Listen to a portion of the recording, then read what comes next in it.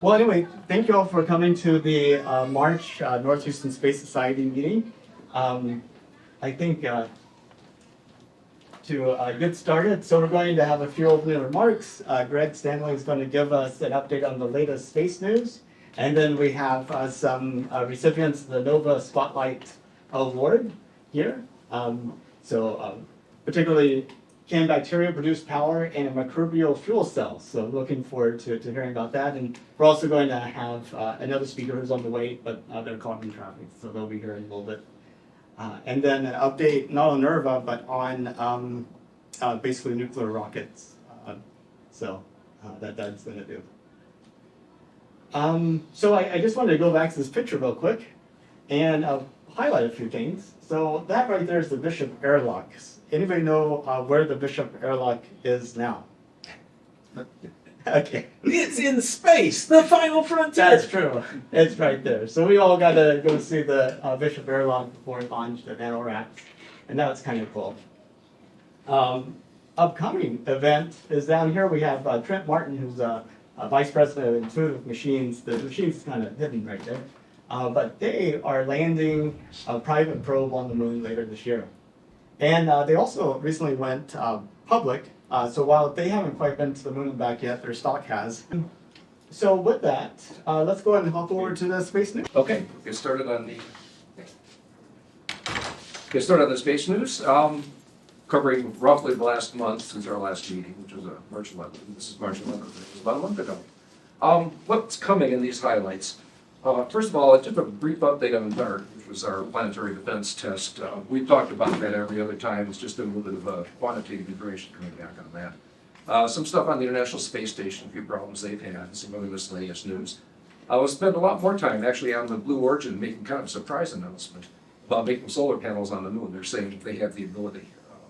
Thought about that, and some other related lunar mining for that matter. And then something about recent launches to space. So, the DART update. Again, you've all seen it. Well, those of you who have been to this before have seen this picture. DART is a spacecraft that was went to smash into the asteroid, the one on the right there, the small one. And the idea was see if you can divert an asteroid by smashing into it. And sure enough, of course, it did. Everybody probably has heard all that.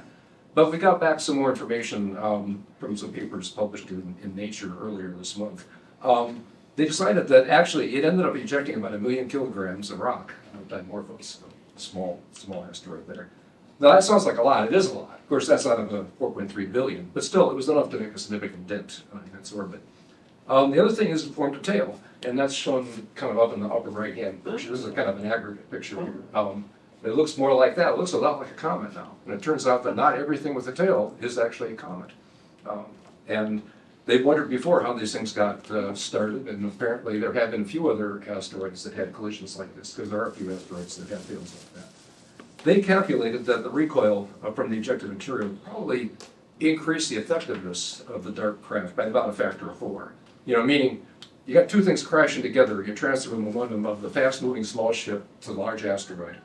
But then, because you also eject a bunch of material, that shoots out in opposite directions, that actually adds some additional kick, just like conservation of momentum. So you end up getting about 4 times the effect. So that's really a surprise for a lot of people. It was. Well, there was a hope, but that was actually better than they were hoping.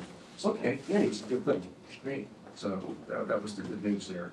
So yeah, in this picture, there's a DART spacecraft on the lower left, 2 asteroids, and then of course the asteroid with the tail there at the very end. Okay, some issues on the International Space Station. We talked last time about how the Soyuz spacecraft, which is what delivers, the Russian ship that delivers crew to the space station, they had a coolant leak. It was quite dramatic. You could see little crystals of ice and whatever coming out of it. They concluded it probably was caused by meteorite, which is what they had said. But what they did was they set up a backup craft, meaning you send one up uncrewed. It's still there. I'll blow this picture up a little bit here. So the Soyuz craft, there's mission number 23 is when it just arrived. The old one is still there. That is the one that's not quite good. What had happened was it, since it lost coolant, now it can't control temperature very well. There was really concern you couldn't put people in that. They're still going to take trash and some other stuff back. They're going to attempt to go back. The real danger is will their navigation computer still work, or will it get overheated? So they're not going to put anything too valuable in that, but they will eventually send that Soyuz craft back to Earth. Now the thing is, it's funny, is that they just had this coolant leak problem, and it turns out their cargo craft that had just gone up there and docked got a coolant leak too. So that's the second time it's happened this year. Really kind of surprising. Luckily, it happened just before they're about to undock anyway. It was already loaded up with trash.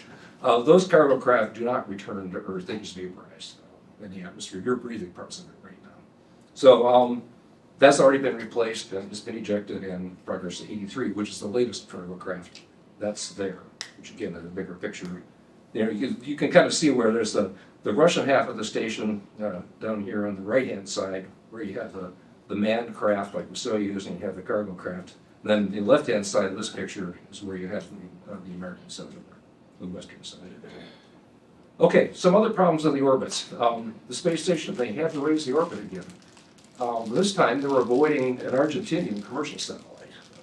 Everybody has satellites up there these days. They don't all launch them themselves, but they contract it out. This is the 33rd time they've had maneuvered the space station, including twice in 2022. Now, at least one of those, and maybe both in 2022, were because of avoiding debris from a Russian anti-satellite test. I forget if the other one was as well. But in any case, it's happened fairly often throughout history, and it's likely to get a lot worse. That's actually the point of this graph that you see down here in the lower right corner of the slide, where there's a lot of objects that are tracked. In this case, the objects that are greater than 10 centimeters. So, to give you an idea of the size they're tracking. About 4 inches. Yeah.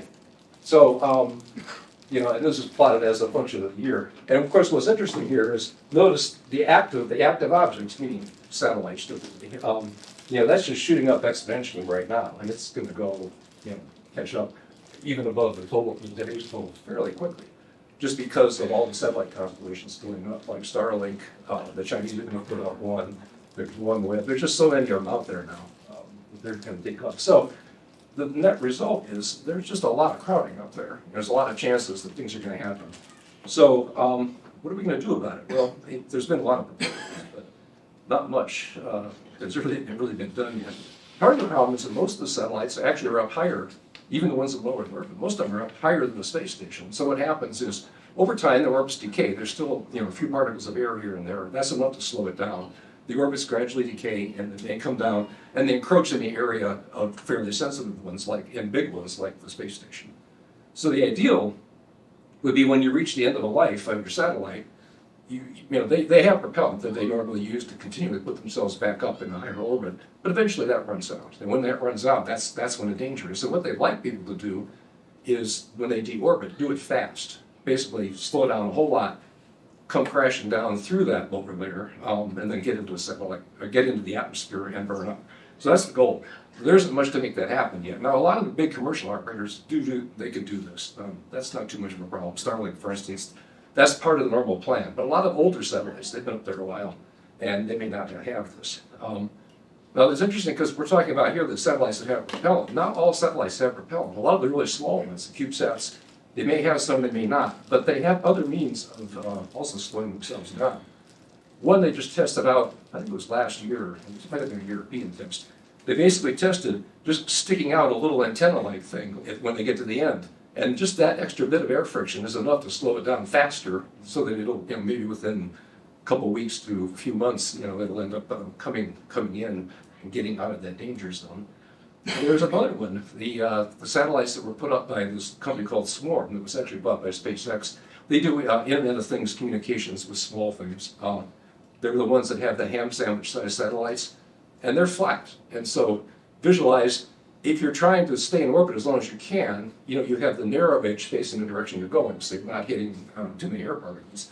When you want to slow down, you reorient yourself, but they don't have thrusters. But what they do is they turn on magnets, essentially, and they line up with the Earth's magnetic field. They take advantage of the fact that there is magnetism in the field, and over time, that doesn't happen instantly, but they gradually can turn themselves.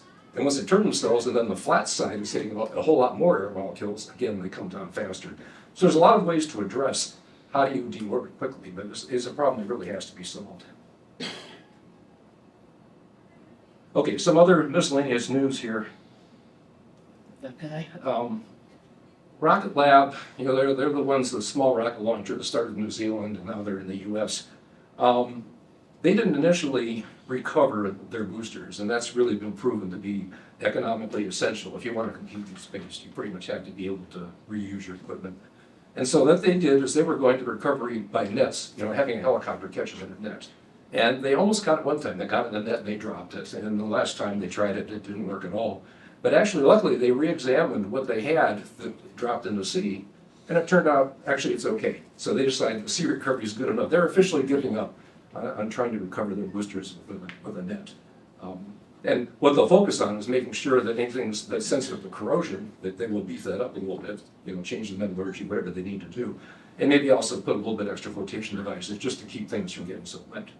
So that was another solution, which isn't that different than what they're talking about doing for the Vulcan, which is a bigger rocket, by United Launch Alliance. So, there are alternatives to what SpaceX is doing. You may not get quite all the benefit, but you get quite a bit of it. Next topic, there's several Mars rovers up there. We have two, Curiosity and Perseverance.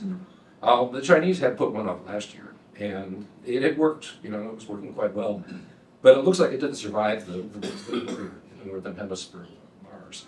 What happens there is, just like on Earth, you get colder, it's darker more often, and also on Mars, it turns out you get a lot of dust. And for whatever reason, the atmospheric conditions favor having a lot of dust. And that craft was solar powered. Unlike the American rovers, which are nuclear powered, they don't have that problem. They don't really care that much about the temperature or the light. But when you have a lot of dust, it builds up in the solar cells. That killed the U.S. InSight lander, which was not a rover, which is the lander. That was the one that did the seismic analysis and that sort of thing. So things that are solar powered, they do tend to have problems on Mars. There's less light to begin with, and they're sensitive to dust. It looks like that probably took its toll with the Chinese rover. And then I'll get into the main topic here. Blue Origin made kind of a surprise announcement. I don't think many people knew this was coming. They just announced kind of quietly saying they could build solar panels on the moon. And meaning they have the technology they think they can do it with. They've done the process on Earth. Obviously, they need to test it in space to make sure it works in low gravity, test it on the moon to make sure it works with their conditions. But the key thing is they could build them just using the regular method, which is dirt. You don't call it soil, because that soil tends to imply you have microbes and stuff, which you don't have. Just regolith. And that's an example of using in-situ resource utilization, living off the land. And ultimately, it's something we really have to do well if we're going to get to space and live there in any quantity. When I have many people there, you can't just supply everything from Earth. So one of the keys to settling the rest of the universe is living off the land, and this is the start. Making solar cells, turns out, that's actually an old idea, going back to, well, at least the 90s, when people started worrying about silicon chips and that sort of thing, and realizing, oh, we do got all those things in the crust. But let's talk briefly about why you want to do this. Here's an example. This is a typical picture. This is out of the European Space Agency, kind of a vision of a moon base. And it looks pretty cool. You got some people there, you got some solar power, you got growing some stuff. But one thing that's basically wrong with this picture is that, well, it's inevitable to start off like this, but the question is, can you stay like this? Because basically everything you see in this picture came from Earth. The one exception, they made some use of local materials. They did bury the habitats a bit with the regolith. You can see that in the upper right side there. They bury that habitat and part of the one next to it. And that's actually like the simplest possible in-situ resource utilization. You can't get simpler than that, but it's actually essential. For one thing, it provides an insulating layer. It gets very, very hot, very, very cold, depending on whether you're in a light or at night. And the other thing is you need it for radiation protection. You need both of those things. And so that's the one thing they're doing there. They're using that. Now, the other thing that maybe they've done a little bit of local utilization, because you can't really tell what's going on in that little agricultural area there. Maybe it's all hydroponic. It looks like maybe not. So maybe they figured out, some way to use a regolith as dirt, so you don't have to bring all the dirt from Earth as well. You can't tell in this picture. But still, the fundamental problem is, this is great. This is sort of the Antarctica model. Basically the South Pole station. It's out there by itself. It depends completely on resupply from the rest of Earth. And that's kind of how the space agencies around the world have traditionally viewed going to space. They imagine setting up a little research post somewhere that has to be supplied 100%, from Earth. We'll never get a significant number of people in space if that is the only part of the model. So the real question is, how do you scale up something like this? If you want to put in twice as many people, you've got to ship twice as much stuff, and then you've also got to maintain it with parts from Earth on the long term. You have to place those solar cells eventually. So that's why people have talked about making solar cells on the moon. It's attractive because we know the ingredients are there. Everything you need is there. You got 20% silicon in a typical regolith, 10% of it's aluminum. So silicon you need for silicon-based chips of all types, whether any kind of semiconductor, whether it's solar cells or whether it's a CPU. The aluminum you can use for structural use, and of course you can also use it for wiring. So you got pretty much everything you need just right there. It's mostly tied up with oxygen. 40 to 45% of the crust is oxygen. We mean silicon dioxide, aluminum oxide, and then there's smaller amounts of iron, titanium, a variety of other rare earth kind of metals. All those things are there. So those things can be used. And what Blue Origin came up with is they're saying they can actually do it. Now, we talked about why you might want to, put solar cells on the moon and have them built there. Obviously, you can increase your moon population much more easily if you can source it locally, at least get your energy supplied that way. That's half of it. But the other part that excites people is this might be a cheaper way to get space-based solar power. So if you have, you want to get solar power, and there's a picture here that this is actually from a Japanese proposal for a particular way of doing it. They're all pretty much the same in that the sun illuminates basically a whole array of solar cells. They may be connected like this, they may not be. But one way or another, you're illuminating a whole area of them. Typically, you have a panel with some electronics in the middle, and on the back side of that, you re-radiate that as microwave radiation, and you focus it back to Earth, or you could do it to Mars, for that matter, or on the moon. But anyway, the main thing is you focus it somewhere else. And the reason you want to do that is it costs a lot less to launch something from the moon than it does from Earth. The gravity is only 1/6. So you can get a lot more solar cells up there if you can make them in some reasonable way. Anything you can make on the moon, if you're going to use it in space, it makes sense to source it from the moon or asteroids or somewhere else. The main thing is don't try to source it from Earth. That's just a whole lot too expensive. So the hope is maybe that'll lower the cost for a space-based solar power. So their announcement, they had a process they call Blue Alchemist, which allows manufacturing of a complete solar panels, not just the cells, but also the glass that covers them and protects them and the wiring. And it is made, they tested it with a simulant, meaning something that's very much like the lunar regolith. And they've done it since 2021. They say they've been doing this for a year now. The technology is called molten regolith electrolysis. And what it does is it basically frees that oxygen. We said we have iron oxide, silicon dioxide, and so on. If you heat it up really hot, about 1600 centigrade, which is like a little less than 3,000 degrees Fahrenheit, it melts, and if you pass electricity through it, that actually breaks that bonds to the oxygen. And as a result, you can pull out iron, you can pull out silicon, and so on. They're saying they can make silicon that's 99.999% pure. So that's what you need if you're making semiconductors. There's a certain amount of doping material they have to add in there. I'm not sure if they have to import that or they can also find that in there. But fundamentally, almost all of the mass you're looking at, they can get. And interestingly, there's no water involved, there's no toxic chemicals or carbon emissions, unlike on Earth, where actually all those things are needed quite heavily. And anyway, this includes the solar cells, it includes the glass that protects them so they can last maybe 10 years, and all the wiring. So that's really in situ resource utilization, kind of at its best. Now that's the good news. And the bad news is they provided no details whatsoever. How much power does it take to do the mining? What are the economics of the whole thing? What are the details of the process? We don't know.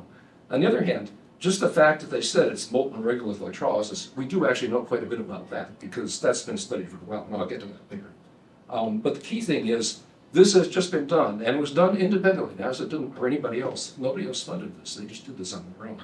Now they're going to go back and try to get funding from NASA to start integrating it into various space programs. That's the hope. So then that's when we'll see. Well, does it really work? First of all, you probably try to do it at least up on the space station because that's relatively easy to get to. And then at some point, you would try to do it on the moon as well. So think about scaling up. We were saying before, if you want to have more people out there, you need processes that can use local resources. So think about the way this process works. If you have all those solar panels available, you make some more, then you can generate more electrical power, then you can manufacture more solar panels, and the whole thing goes in kind of a cycle. And so, the question is, will you be able to just end up covering the whole moon and solar cells? Well, no, not necessarily. But it does raise the question of, you essentially want to look for this, call a virtuous cycle, if you like, is positive feedback. Once you get it started, the trick is getting it started. And it's a trick because you have to get all the equipment there in the first place. You also have to have enough spare energy available to do the initial melting and getting the manufacturing process going. And of course, probably people to help set it up. So really the limiting factors on this process for just reproducing itself over and over again are, one, the equipment itself. That's still right now, that would have to come from Earth.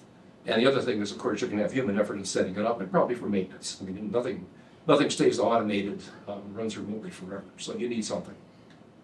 So as a result, it's not really likely to be exponential growth because you have these other factors where you still have to bring in from Earth. But it's getting pretty close. Until you can start manufacturing the equipment itself on the moon. And if you can automate most of the operation, then you're approaching that. And you can generalize this. In general, if you're going to expand into the solar system with people, essentially entire settlements have to replicate themselves. And it's been one of those questions that people have had for a while. How many people, and how much technology is needed that you can actually exist pretty much on your own. And then, of course, that also applies once you figure that out, once you have kind of a settlement in the box, then you can start reproducing that in other places. And that would certainly be the goal. Short term, that's not going to happen. You obviously would never build things that big anyway, but this is just sort of a conceptual slide. Okay, so let me move on and back up for a little second about talking about the in situ resource utilization, living off the land.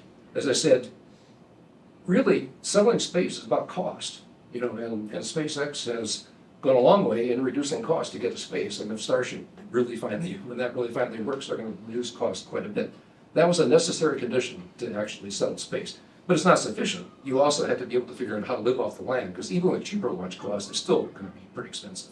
You got to minimize dependence on Earth. If you're on the moon or Mars or asteroids anywhere.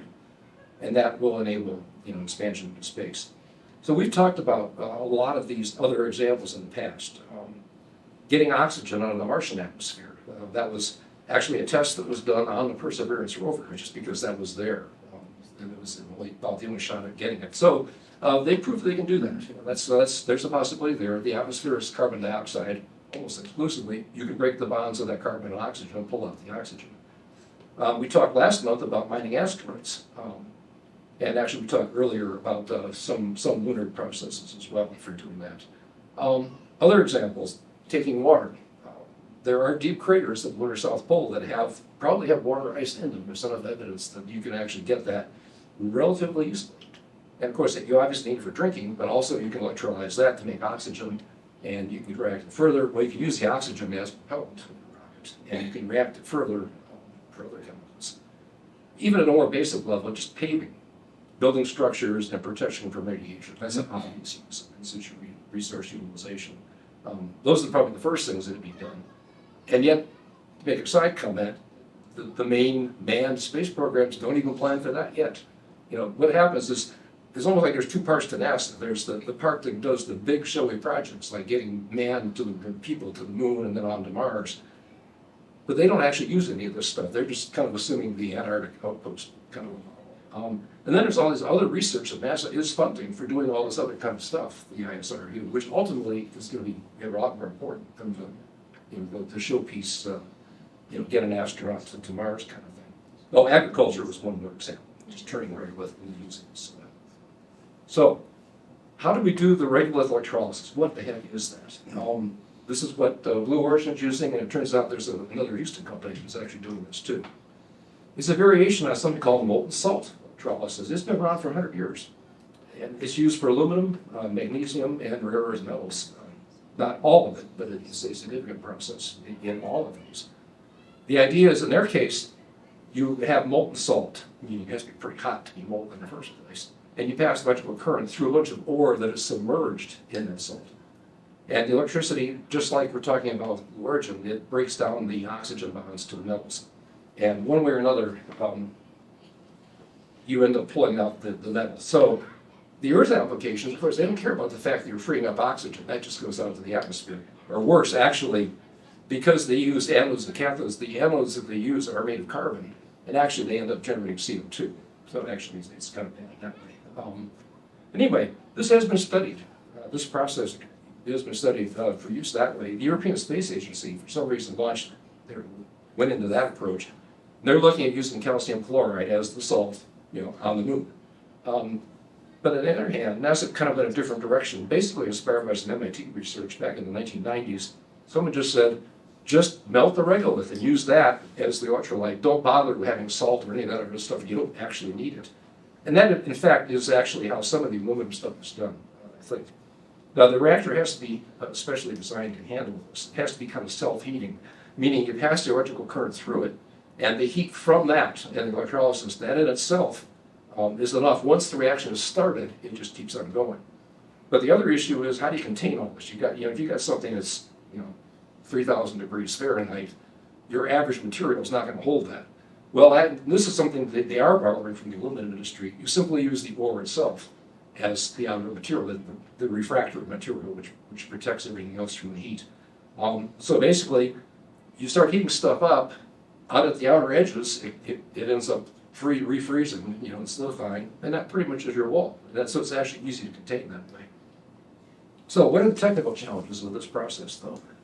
First thing is that regolith is very high resistance, and that's true even when it's molten. So for instance, it's a lot worse when it's cold. I mean, if you take your average rock, you try plugging it on the wall, you take some wires on the wall, and you try to short out those wires with a rock, you're not going to heat that rock up because the resistance is too high. You won't get enough current going through it to do anything.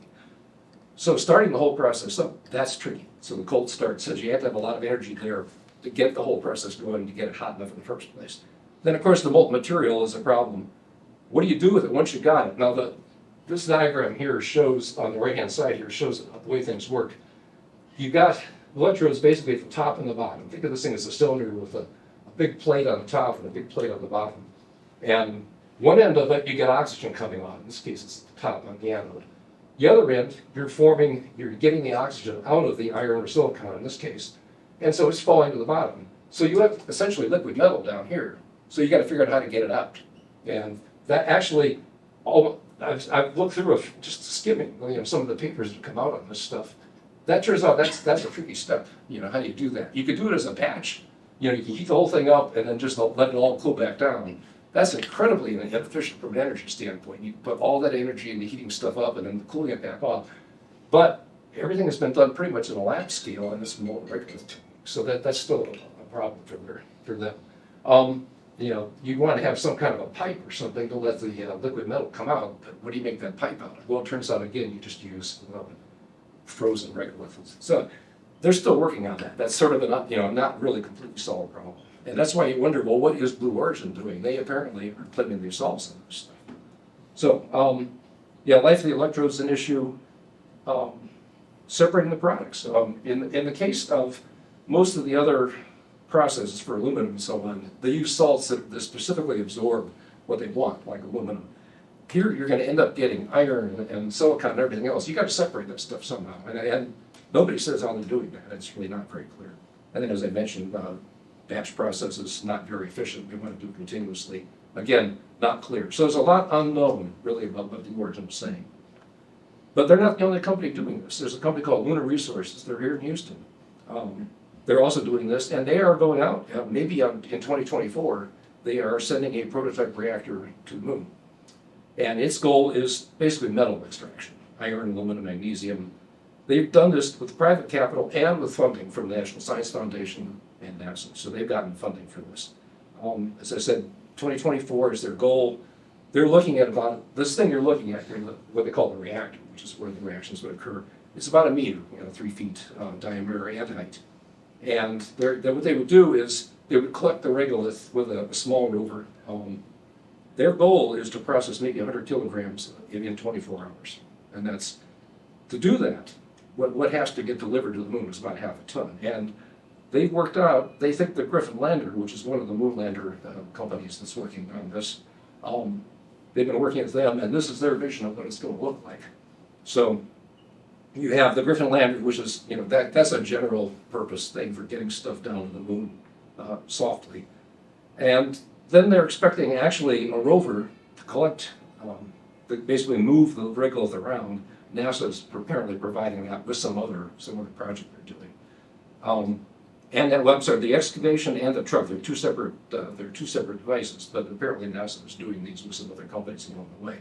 Well, what you're looking at in the center of this picture then is their processing units. And what's amazing to me is they have some solar cells there. That doesn't look like a whole lot. They're going to get, apparently they're doing, only a small amount of work. Remains to be seen, but at least they're testing this whole thing out. Okay, so let's move on. We're done with that topic. So typically each time we talk about how much have we actually gone to space last month, and what's actually attempted. Failures count, and if they tried to go into orbit, that counts. Now, does the launch that might be happening right now count? I put it in gray because it may be. Let's say without not counting this launch that might occur if we had it show up over there. Did Relativity get their methane system off the ground yet? Well, this is it. This Yeah. is the test. They didn't launch? No, this is today. It's on, they started the clock about 15 minutes ago. But Yeah. I guess the question, yes or no? Well, not yet. Not yet. I don't know. But No, we're saying today is the launch, their test launch. I knew they had a problem, but I thought they were taking a second shot. I was just interested in a yes or a no, that's all. The second shot is right now. It's happening exactly at this moment. By the end of the meeting, maybe we'll know if they. Well, no, yeah. But for purposes of guessing, don't count that one. 20. 15,000. You keep coming down. You're getting closer and closer all the time. I pulled Okay. 17. Well, it turns out. 17. Yeah. It turns out that the answer is 12, not counting that Terra one. And it actually looks a lot like it typically does each time. Maybe not quite as many as we had the last few months. It all fit on one page this time. Typically there's a lot of Starlink launches, the internet service from SpaceX. There were some big satellites that went up, also launched on Falcon 9s. And of course the Chinese have a variety of launches. There's communications and Earth observation satellites. I will highlight the Starlink ones. They've been launching the same, essentially, their initial satellites, have a certain capacity. They decided to upgrade them to version 1.5, somewhere along the line. But they have a version 2 coming up, which is like 4 times heavier, 4 times the solar array size, 4 times the power and everything. But they won't fit very many of those on a Falcon 9, so they're not even attempting that. But they want to make progress. So what they've done instead is they came up with a version 2 mini version. And that will fit. They can launch like 21, and they did the first launch of that type, so they're moving along. We've got some crew to the International Space Station. those satellites are probably the ones that they intended originally to launch from Starship, Yep. which they had planned having flying by 6 months ago. That's right. Yeah, originally those all should have been in Starship. The Starship wasn't there, so they said, okay, we better get Plan B. Adjust. So. And Starlink, at this point, they have about 4,000 they've launched. Now, there aren't that many of them actually up there because they did a lot of prototyping and that sort of thing. So, they're not all up there, but, probably 3,500, 3,600 probably are. Which is, more than existed before they started back in 2019. Now, Japan, in the form of Mitsubishi Heavy Industries, they had a new rocket called the H3. This was their first shot at a brand new rocket. It failed. That was actually the second stage failed. The first stage went fine. The second stage didn't. This is interesting because it's not really clear there's any commercial place for the H3 rocket. It's still going to be more expensive than a Falcon 9. Like, how many people are really going to want it, other than the Japanese, who of course just want to keep perfecting their own rocket technology. It's not a reusable rocket, so it's never going to be completely competitive. And that's true with actually, including the Terran 1 that I'm pointing to. It doesn't actually exist over there. But that's true for almost everything else that's out there. Everything else, everybody's sending up rockets that are supposed to compete with the Falcon 9, which came out 10 years ago. Yeah. Yeah, the Japanese have historically had a problem with their H1 and H2 and all their other rocket programs being not competitive. And there's probably something about the way they do business, about being really, really very, very careful. I think they're more risk averse than other countries.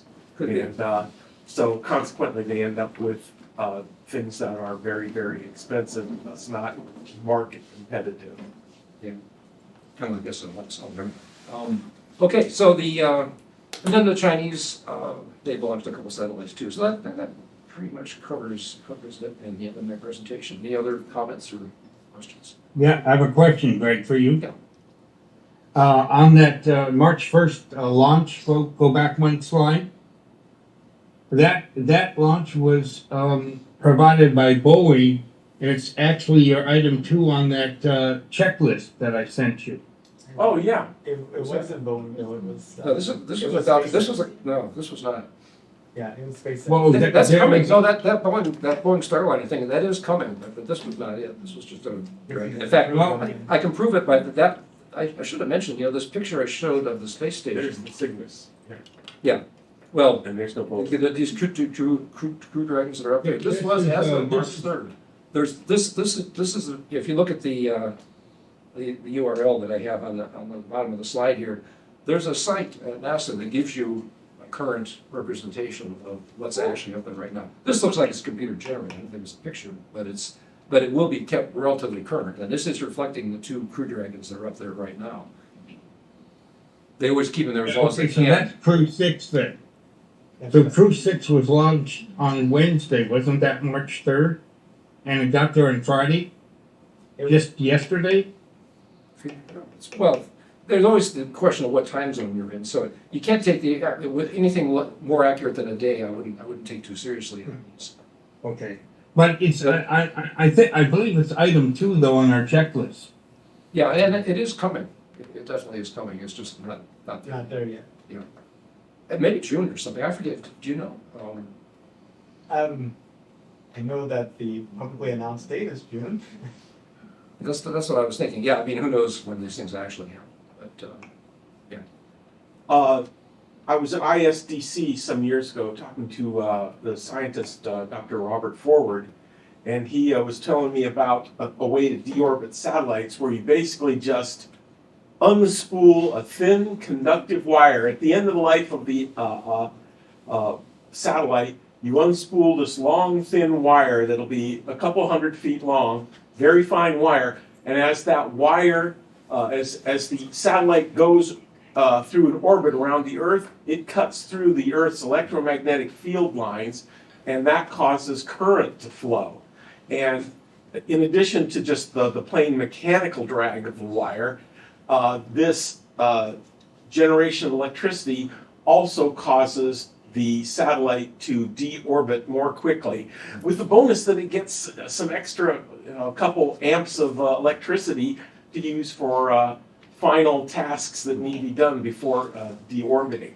And Dr. Forward actually was a sort of a partner with some folks who were doing that out there in Pasadena or some other place in California. But they were trying to get the U.S. Congress to pass a law saying that, and this was like 15 years ago, that if you launch a satellite, you will be required by law to have a means of deorbiting the satellite in a tidy fashion. And I think the U.S. does that. I mean, that's the U.S.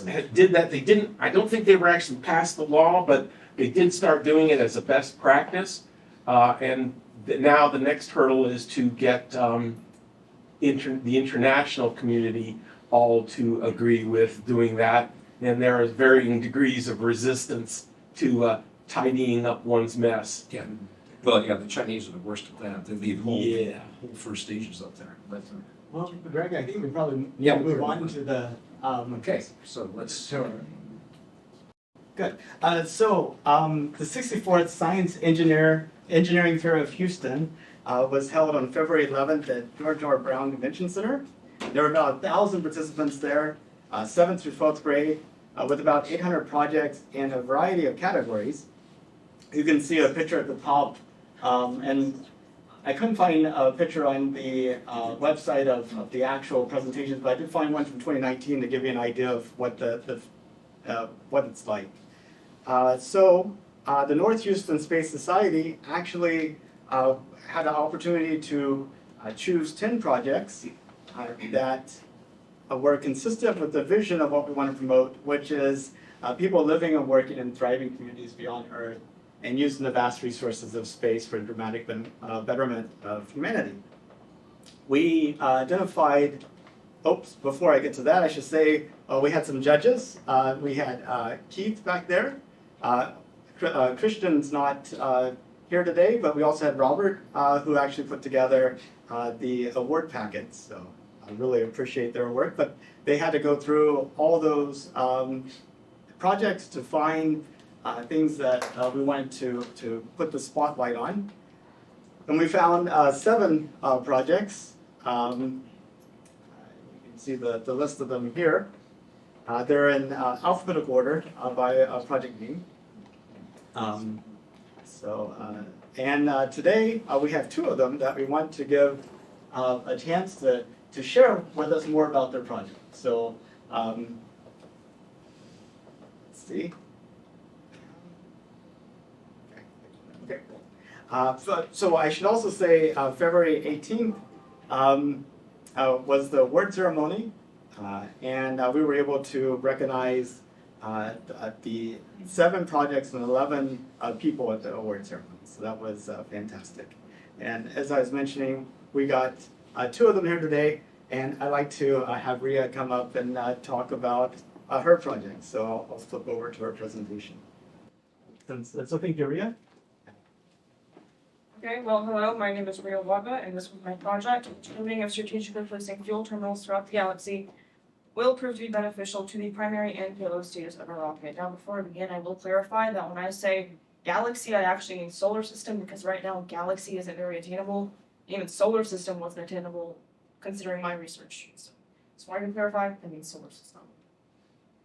My objective was essentially to create a simulator within Python, which would test if A, we can get a rocket into the atmosphere with less fuel, and B, from there, if we can generate, but create fuel cells that are kind of like satellites that just drift within low Earth orbit, and then once the rocket is in orbit, can the canister attach itself to the rocket and from there go beyond? Because if we use less fuel, that's better because you can replace the fuel weight with materials for say human missions. So if you want to get a human beyond say Neptune, I mean you're not gonna be able to do that with one launch. You're not gonna have enough fuel to do that. Neptune is about 2 billion or so miles away. You're not gonna get a person to Neptune with 2 billion miles. That's not reasonable. So that's why I wanted to use less fuel. And second off, actually, you know what, I'll get to that.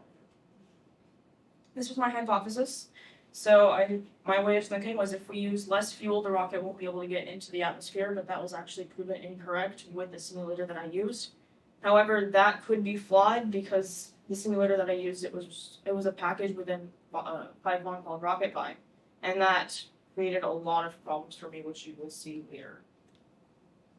This was my rationale. I won't read this to you. If you want to read it, go for it, but I will be discussing how I got to this project. So like I was saying before, my way of thinking was, if people want to get beyond the solar system, how are we going to do that? We're not going to be able to do that with a one-stage rocket because we're not going to have enough fuel to get there. And if we can't habit planets within the solar system because we're not within the habitable zone, our best solution, or one of our best solutions, would be to go out of the atmosphere because you never know, there could be more planets out there that are more fit for human life. This was my procedure, but very, very summarized. There's a very detailed procedure. But essentially what I did was I used VS Code as my IDE. I installed RocketPy and all of its pip packages, created the rocket objects, I debugged everything, and then I obtained all of my data. This was my data. As you can see, there's a lot of zeros, and that's because the simulator did end up failing numerous times. So every single time, one example of this would be that every single time that I hit run, RocketPy would add a nose cone and a set of fins to the rocket, which did impact a lot of things. It didn't give me reasonable data. A lot of the data didn't make much sense, and the only accuracy I really did get was with location. This is some more data. If you look, there are a bunch of zeros that essentially did not tell me anything. So next year I think I'll either creating my own simulator or using things like satellite toolkit, which is what one of the judges did tell me about. I'm not sure how well that works though. But my best solution would be to create a better simulator, not within Python, but maybe within C++, because I feel that is a lot more manageable and more accurate. And analysis, these are all my graphs. If you look again, they're all pointed to 0, and this is because Rocket 5 could not give me any reasonable data.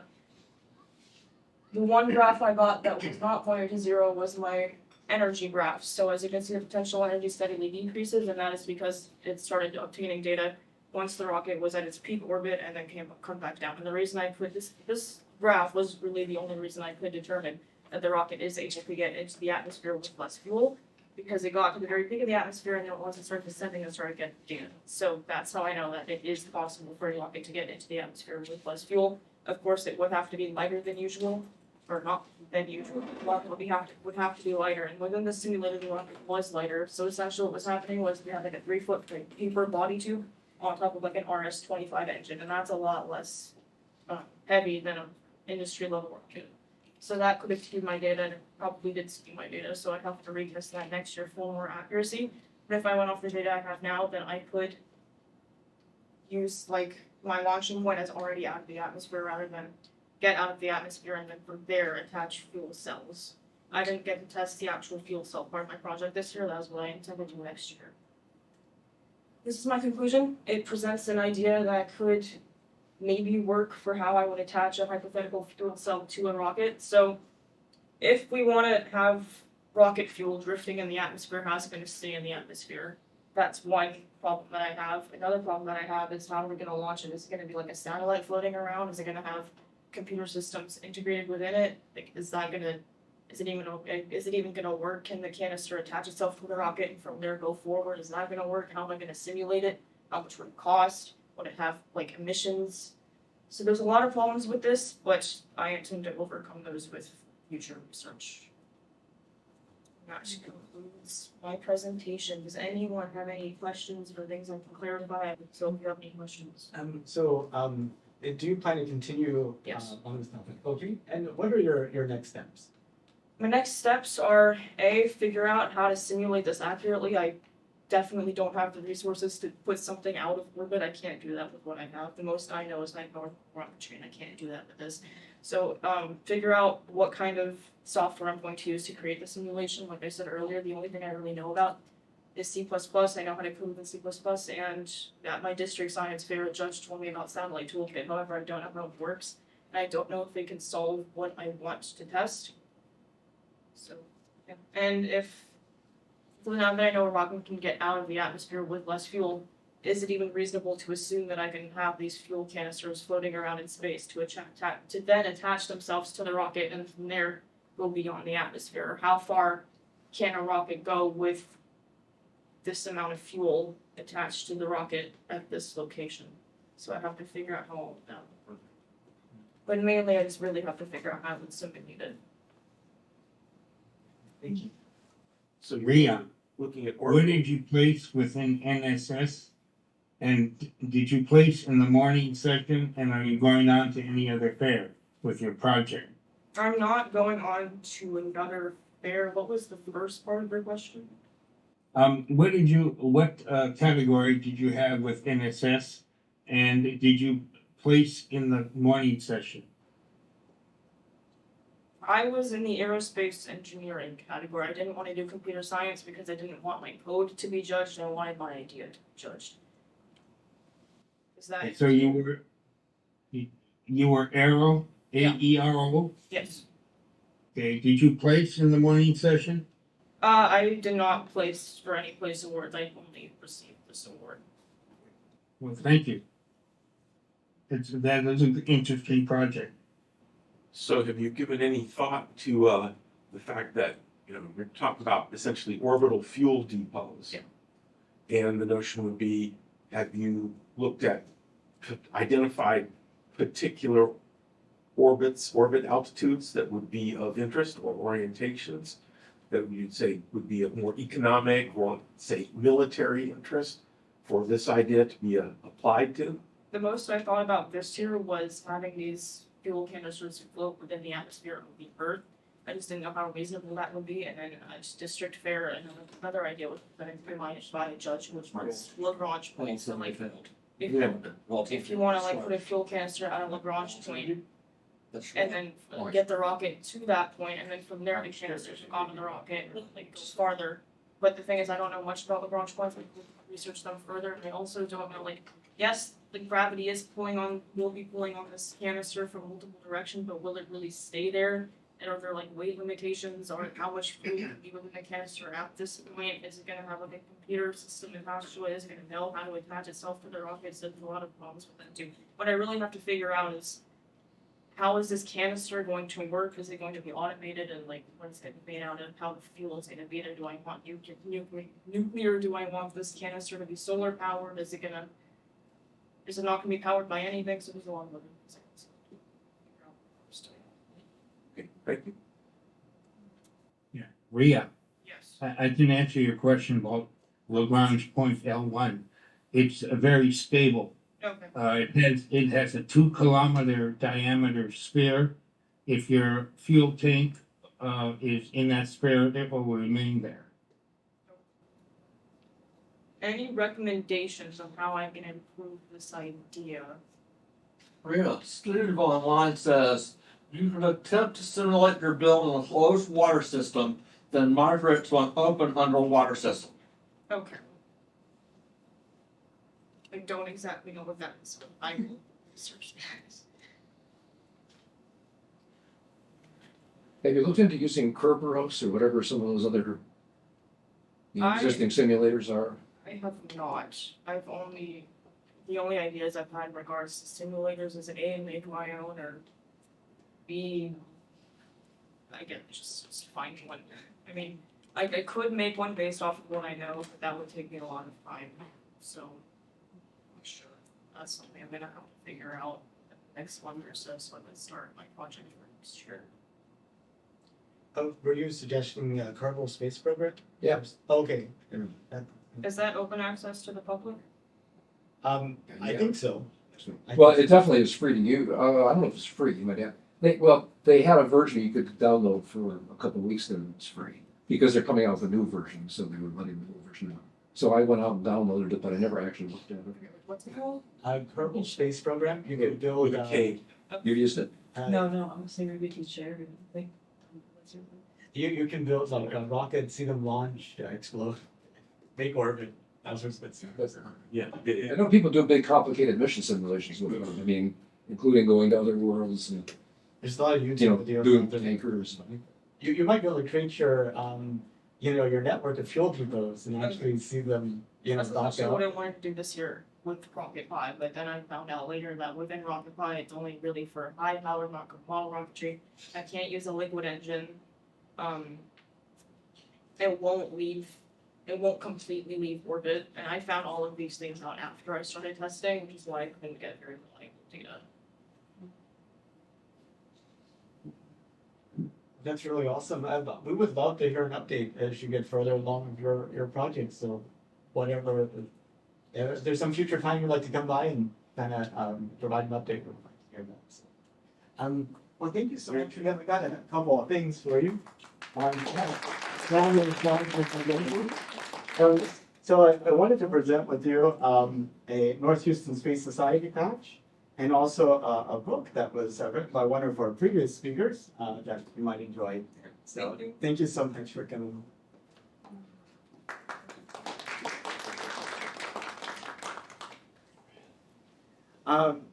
Excellent. This is our project. Can bacteria produce power in a microwave? This is true. My name is Abdullah. My name's Rowan. My name is Alex. So natural resources on the Earth are finite, and we were looking for an energy source that is reusable, renewable, and reliable. And we discovered that soil is a really good component that we can use because there's abundance of it everywhere on Earth. In soil, there's an electrogenic bacteria that basically harnesses the electrons in the soil and creates energy. We use this process with a microbial fuel cell, which harnesses that energy, and that's how we can extract energy in order to power other things on Earth.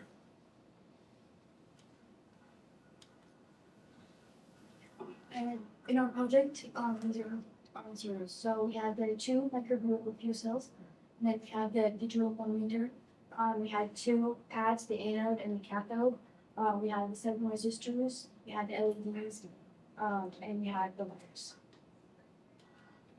So what's cool about the project is that it combines chemistry, biology, physics. The chemistry aspect is that it has an oxidation and a introducing reaction. The biology aspect is that we're working with bacteria, and the physics aspect is that we're working with the flow of electrons. So this diagram is basically a close-up of our microbial fuel cell. So we have two different electrode pads. So there's the anode pad, which is our oxidizing agent, and it's also going to be landlocked by soil, which kind of mimics the anaerobic conditions that our electrogenic bacteria thrive in. And then we have the cathode pad, which is our reducing agent, and it goes from the anode pad through the anode wire to the LED, turns on the LED, then it goes back down to the cathode pad. There's also an anode biofilm that it covers the entire anode pad, and basically when bacteria multiplies, it just lays down on the pad. Okay, so basically this is electrocellular electron transfer, and what happens is in a microwave fuel cell, the electrons from the anode travel up a wire to the cathode pad, and it reacts with oxidization and reacts with photons to create water as a sustainable regeneration source. Basically what happens is water is finite in the microbial fuel cell, so because of the electron movement, that's what creates the water that makes it so it's sustainable in the source. And our hypothesis is if the primary food source in the soil for the bacteria is sucrose, then it will enhance the power output, which will accelerate the time for the LED to blink. Okay, so these are our goals. What we will do is that we will test to see if bacteria is a viable electricity source by measuring the power output when placed in a microbial fuel cell. And we'll create a chart to analyze the data and a graph that will analyze the data to see how fast the LED blinks on the microbial fuel cell. We'll also use 7 different resistors that will show us the value of the best power output. Over here, as you can see, this is me. And what I'm doing is I'm harvesting soil from our local lake because we wanted to use a place that is accessible to a lot of people and that anyone can have access to. And what happened was we took topsoil from the lake and we added distilled water and we strained it and we used a sterilized spoon to mix all the contents together. Yeah. And now it's how we assembled it. So first we added the anode pad at the bottom, which we added the green wire over here too. And then we added 4 centimeters of soil, and then we compressed it with the cathode pad with the orange wire, and then we connected the wires to the LED, and that's how we get our dye. So once the blinking had stabilized, we were able to add our table sugar or sucrose. And then we measured how fast the LED would blink over 3 days, and we measured it 3 times each day. And then we measured our voltage and our power with a digital multimeter. And we used 7 different resistors, which would mimic the internal resistance of our NFC. So over here, as you can see, this is our data. And what happened was we have a control and we have the sugar treatment. So we have 2 MFCs. One of them is a control, one of them is sugar treatment.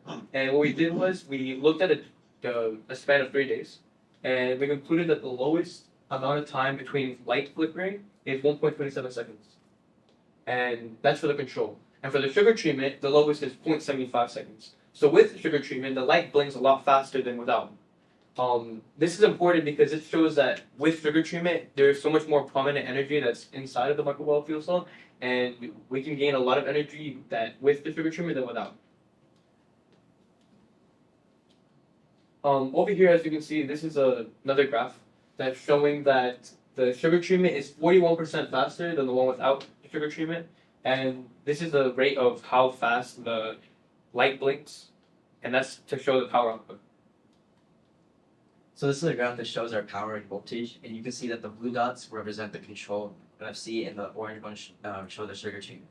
And so you can see that the peak power, one at the top, at the 330 ohm resistor, was 109 watts. And also you can see that it increased by 58%. The sugar treatment one increased by 58%. And then these are like the different resistors we had, and then we converted voltage to power using B squared over R. Yes, also this is for the sugar treatment. We used the same resistors, and you can see that this one had a higher voltage and a higher power. So we can conclude from this experiment that it had a power increase of 58% with the sugar, and you can also see that it blinked a lot faster by 41% with sugar, and you can see that the sugar got faster each day. So and that's probably because that the bacteria multiplies each day. And then the peak power for the MFC with the sugar treatment was 109 watts at the 330 ohm resistor, and for the control it was 48 watts at the 1000 ohm resistor. And also the one with the sugar treatment was 1.27 seconds, and the control MFC was 1.23 seconds. So overall, we can conclude that sugar is a reliable substrate, and that bacteria can successfully power energy. And our future plans, we want to really expand our project by trying out different soil from different places, trying out other food sources. We also want to conduct a bacteria colony for each soil, and hopefully we want to substitute salt instead of sugar, but we think it might kill the bacteria, but we still want to try to get more data and more information. We also plan on having other microbial field cells with different variations, so that it'll show what can be the most effective to conclude the power source. And we've also planned on maybe making a bigger variant of the microbial field cell to see how far, how high the energy can, like what's the peak of the energy, because in this small canister we can't get much energy, and we want to power other things, not just like lamps and thermometers, which were powered with the microbial fuel cell. We want to go further and make it better, bigger, better, and expand on how far we can take the microbial fuel cell. We were also able to power this clock. We just had to plug it into this, but it was able to power it, so we have enough energy for either a clock or thermometer. So imagine if it was on a bigger scale, you could power other things like higher voltage of or higher watts of lights, or maybe even a car, if possible. So yeah, this is it. Any questions? She was an inspiration for this question. Please, we were just chatting about it. But how long until the sucrose runs out, where it goes back to the control level? Because at some point it's going to run out, right? We've been doing it for like 5 or 6 weeks, and it hasn't run out yet. Or actually, probably more than that. It kind of stayed the same. At the fair, actually, the sugar treatment one was the wire had been messed up or like broken. I don't know. We gave it to like the table, so you can see the sugar treatment right now is a lot like slower, and that's just because of the wire being bent. But it was before this, it was like a lot faster than the control. Yeah, originally it like the power accelerated every single day. Yeah, and as time went on, it blinked faster and faster over the intervals, and it was a lot faster than the control. Since there was nothing wrong with the control, as you can see, it's like blinking pretty fast. But when we did have the sugar treatment and it was perfectly fine, each day that passed, the intervals of blinking would be lower and lower and lower. So we think that if with given enough time and added sugar, it could just not blink, it would just turn on, and it wouldn't have intervals of power. It would just be completely powered throughout the day without breaks. Is there a way for you to measure like the delta in energy that between like your control and your sugar treatment, and then compare that to what the expected amount of energy like the sucrose you added contains? Like to figure out like what percentage of the like sucrose that you added is actually being converted into like utilizable electricity. I don't know if my question makes sense. It does make sense, but I don't know how we could measure the percentage of sucrose. Yeah, no, I guess like what I mean is I don't know enough about electricity, but theoretically one should be able to measure how much like energy output is happening in each condition, and given that then the sugar condition is blinking more rapidly, it's outputting more energy, and so there's some amount of additional energy that's happening in the sucrose condition. And Yeah, we did over here. As you can see, this is the control, and this is the sugar treatment. The results of the control show standard energy, and the results of the sugar treatment shows higher output of energy. And there is percentage. It's 41% faster. 58% faster when you add the sugar. And I guess so there's like the blinking speed and then there's like how much energy is being produced, which Yeah. are two different things. We So measured the voltage and power, and then also how fast it was. So we measured it through voltage and power. Is the blink rate proportional to the power? No, but we can kind of conclude that both the sugar treatments it increased for both power, voltage, and the blinking. So Yeah. No, what he meant was it blinks faster if there's more power produced. yes, Yeah. yes. So I mean, is it roughly a factor? Is it linear? You know, if the blink rate is double, does that mean you've got double the power? Or? yeah, we got 41% for the blinking, and then 58% for the power. So it's roughly double. Any other questions? Yeah. I do have another question, kind of to follow up for that. So you guys are saying that the entire time, like the original amount of sugar that you put in, they're just kind of the bacteria has been feeding off of that, and it hasn't ran out. But what happens when it runs out, and how much? Like you're saying, you want to upscale. You know, I'm not to question that; it's a great idea. But like you mentioned that you want it to be sustainable, and what do you expect the consumption of sugar would be? Okay, On such so a large scale. there's multiple factors in this. Like, we also plan on trying other things, not just sucrose, other carbon materials that we might be able to use. And we don't think that sugar is the best. It's just that it's available everywhere, and we wanted something that's standard and that everyone can have access to. But we do believe that if we do some more research and provide more variations of the microbial fuel cell, that there will be higher and better resources that we can use inside the microbial fuel cell to make something stronger. And if so, where the sugar does run out, we do believe that there's other resources that will last a lot longer, and it might make the energy more sustainable other than sugar. Yeah, I guess that's just like all I'm trying to emphasize that like if you think about sustainability. I guess that is the biggest issue of like looking for a resource that's not just gonna like take longer to run out, something that will renew on its own. So I don't know whether that's another bacteria that might produce sugar as a byproduct or something. I was unaware of the fact that there was such a thing as electrogenic bacteria.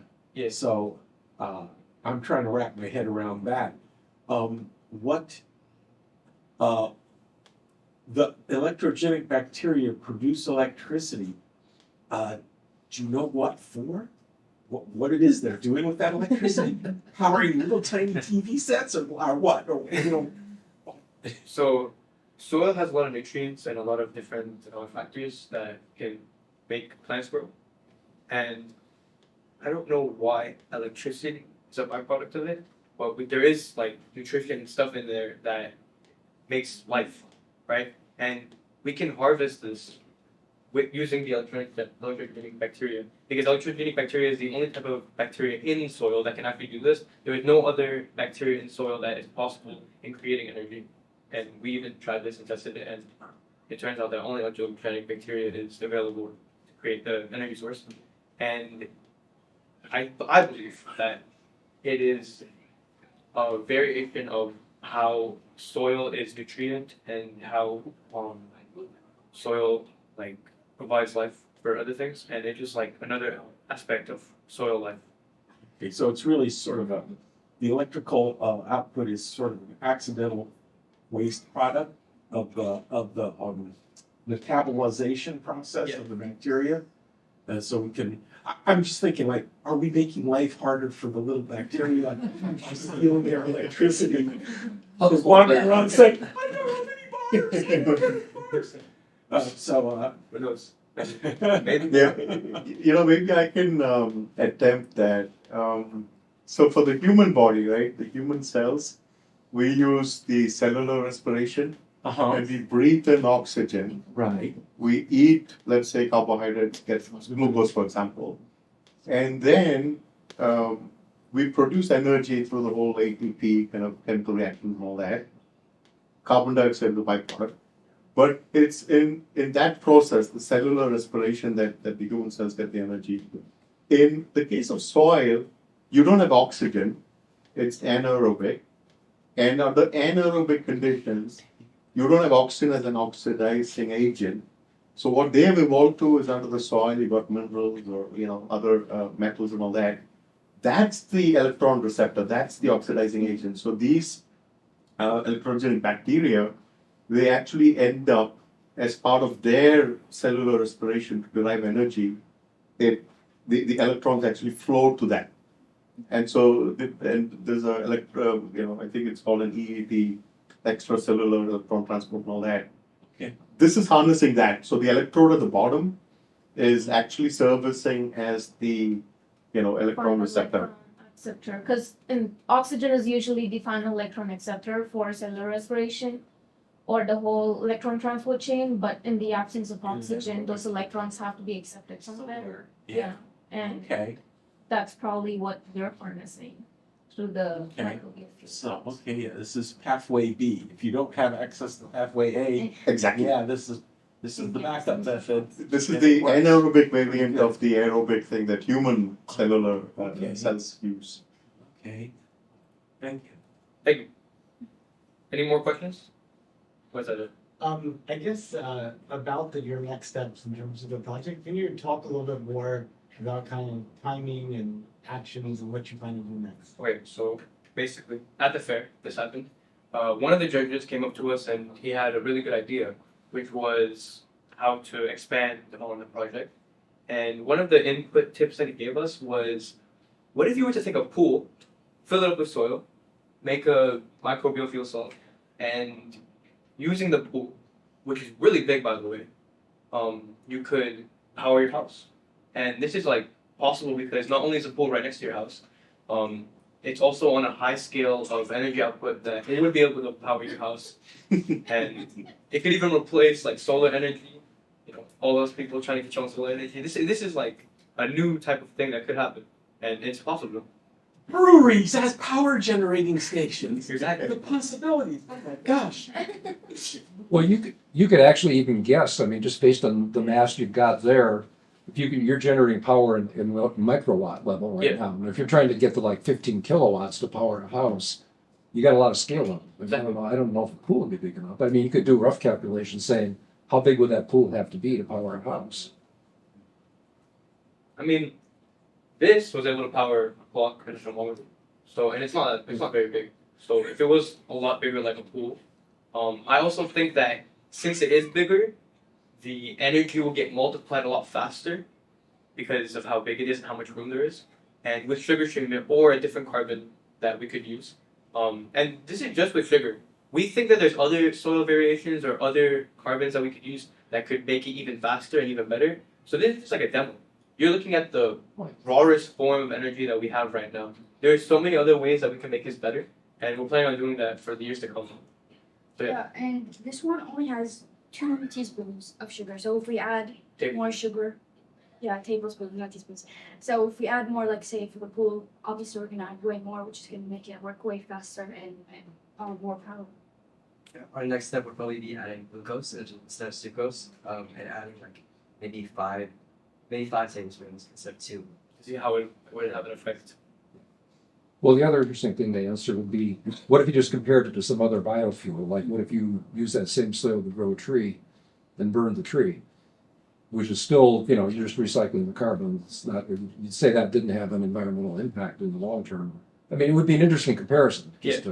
I'm not predicting which way it would go. Those are the kind of questions you think about in how do you scale it up? What are you competing against? Well, soil is abundant everywhere, so I would see no problem with humans using it as an energy source since it is everywhere. And all you have to do is make a microwave fuel cell, which isn't hard. It took us like a few days to make it. And if the difference was a higher scale, you could really get it to power something like your house if you use different sources like different types of carbon, not just sugar, that might help power your house. So yeah.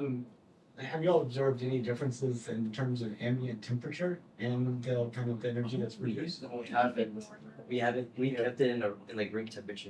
Okay. That's a good comparison. Though. We can definitely see how temperature affects. I've heard that like when it's colder, the bacteria might get killed off. Though. Yeah, we're sluggish. Yeah. It depends on like the Incubator. apex temperature for bacteria. Yeah, and the other thing is humidity. I mean, if you have conditions like the Amazon River Basin, it might really speed things up generally, noticeably. So that's just a thought. Yeah. Going off of that, we also wanted to test soil from different like biomes. So not just like your backyard, anywhere, like the Amazons or other biomes, even maybe like snowy areas, but that probably won't work. But just different biomes that might have an effect. We don't know if it has an effect, but we will try that for sure. I have a pretty crazy idea. I don't know if it works at all, but I wonder if human stool also actually would most likely satisfy the criteria in terms of probably alternative biomes. But I was just thinking in terms of like the house. Fertilizer. And actually, that's a very good idea. It's like I mean, like human excrement or like waste contains bacteria, contains energy, right? And then it's continually being produced. And so if you think about powering residential areas, if you actually have a system set up where like it's continually being like used as fuel. And it's a good idea. It's a good idea because there's cow manure in soil fertilization for plants. Yeah. So you could just compare that with humans, and you could do the exact same thing. Or even powering farms, right? Yeah, Like exactly. farming. Irrigation systems. There's a lot of things. Like if you were to be able to like power a farm and it was consistent and reliable, that would be really good for the environment and really good for energy consumption. So that's a good idea. The space-related aspect, the notion of taking human waste and applying it to this to the human waste, it would be a way to manage the whole waste problem that they'd have to deal with on a daily basis on ISS, and it might be able to reduce the waste either in form or chemistry in some way to make it easier to deal with, and at the same time you get electricity from it. Exactly. That would be, I would say, a plus. So you could like power plant, or you could have plants and soil and everything, and you'd also have a byproduct of energy that you can use. So it's like a 2-in-1. Yes. It's amazing. Yeah. So, can you talk a little bit about how y'all work together as a team? Like, how y'all divide up the project, and kind of who participated? Like, how y'all work together as a team? Well, we did it all at my house, so we all worked on it at the same time. I don't think we really had like a split. Yeah, we didn't divide at all. We never- all had like meetings every week, and we did our thing. And we would do it with everyone so that everyone understood what the project was consisting of and all the steps that were required to have the project in order. A lot of things that us three did was we would just like sit down. We harvested the soil, and when we got it ready, we just look at the problems and research other aspects that we could use for our project on the soil aspect of how our project works. And it didn't take very long to make our project, which is a good thing. There was some problems like the light not blinking, and we fixed it, of course. And it was mainly like just an interactive thing where we would just put our hands together and make something that's cool that we out of our hearts, Yeah, but we worked really well together. It's awesome. Great. Yes. We have a comment from Steve online on Zoom. It says, "This is an excellent experiment in use of natural resources. I encourage you all to attempt to not exclude from founding variables and redo the experiment multiple times in simplicity. You all have changed too many variables to answer the initial hypothesis. Your thoughts?" I think the only variables that we changed is that the control was taken from the lake, and the sugar treatment was taken from our backyard garden. But that's the only variables I think that we changed. There was another variable we did change. But it's still the same bacteria, because electrogenic bacteria can be found in any soil. So it doesn't matter if it's the lake or backyard garden. One thing to go off of that, we had a question which was is electrogenic bacteria in all soil? Is it like found in all soil? And we did some research and we figured out that soil cannot not have electrogenic bacteria. There's always electrogenic bacteria present in soil, so that means that there's always going to be energy in soil. no matter what. Dead soil probably not so. So we're just like looking for healthy soil, and that'll resolve any issues with wondering if electrogenic bacteria is present in soil, which it always will be. Yeah. Maybe the amount would differ in different conditions. Different types of soils, different conditions, different temperatures. It might make it more prominent or less. Another thing y'all could look up is extremophiles, or bacteria that live in extreme conditions, really salty conditions, really acidic conditions, and see if they also produce this level of energy or have this level of power output. And this power output isn't that great. We could, like, there's so many ways where we could increase the power output on a bigger scale. So in extreme conditions, we could definitely find different variables that will have a peak in power output that we could use. That'll be reliable for energy consumption, so that we can have renewable energy that we don't have to worry about, like energy like coal and oil. It's like we worry about it every single day with pollution, global warming, and all these other things that cause problems for us. With soil, I don't see a problem with it at all. I feel like it could be a renewable energy source that's everywhere, and a lot of people have access to it. And just using a microbial fuel cell, you could do that anywhere, and it won't really matter. So, any more questions? Yeah, you mentioned that for the control of the soil is taken from the lake, but for the other one is taken from your backyard. Why not take the soil from the same spot for both of them? We just wanted to see like if it's gonna be found in every soil. Like it would just prove that it's gonna be found. I'm not gonna lie, we might have ran out of soil, so I did not want to have that come Yeah, that's It was so cold. You have no idea. No, this was during the time in February where it was like full for like a week, and it was like really cold. And I did that, and I was freezing. Practical considerations precluded more sentence. Like I was going down trying to get more soil, and I got a good amount. But like after like 10 minutes of there, just like looking for the right, because the whole lake didn't have a good spot. So I found a good spot, and when I did that, it was like 10 minutes in, and I didn't really want to stay longer than that because I was freezing. Like I like the cold, but not that much. That makes sense. So, sorry, just another like proposition, like kind of what I went up earlier. So there is, I just looked it up because I was curious. There are bacteria that make sugar from carbon dioxide. So maybe like another step would be like pairing the two together, see if they can create a symbiotic relationship where they feed off each other and just produce energy and whatnot. That'd be really efficient. I mean, so that's a great idea. A perpetual microbial fuel cell, power cell. Yeah, that would really like lock it. That would really lock how good of a project this could be. Then I would have to keep feeding it sugar. Exactly. So, Yeah, exactly. And the input is CO2, right? So Yeah, it's the outlet actually- of the CO2 they produce like CO2. Yeah, they feed off What, but also like the output, right? Is the CO2 bacteria is producing? they eat the CO, they take input is CO2 for the bacteria and the output is sugar, and the input here is sugar and the output is So it'll be more self-sustainable. like a biome. Really fun. Well, any sugar Y'all producing gonna have plant would do We that. had a lot of fun with this already. Any sugar producing plant would do that. Right, exactly. Grow beets or you grow Anything. corn or anything like. They all make sugars. Minimal. That's photosynthesis. So you need some. That's true. Needless so. Well, I think we should definitely give you all a round of applause.